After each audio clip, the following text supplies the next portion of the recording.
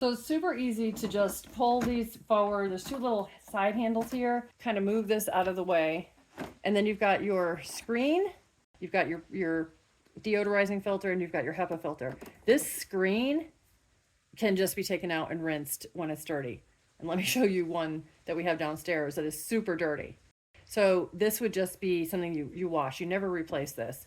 This kind of carbon filter, this deodorizing filter, this needs to be replaced about every 6 months, depending on how heavily you use this.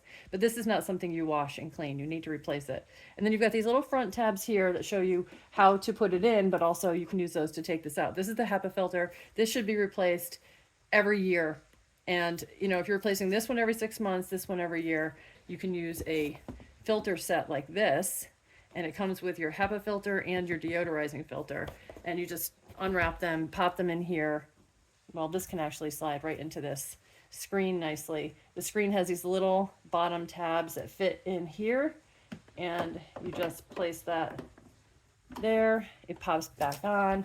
And then your feet, this front has two little feet holes here. So you slip those in. And so it's all lined up and it snaps right back on.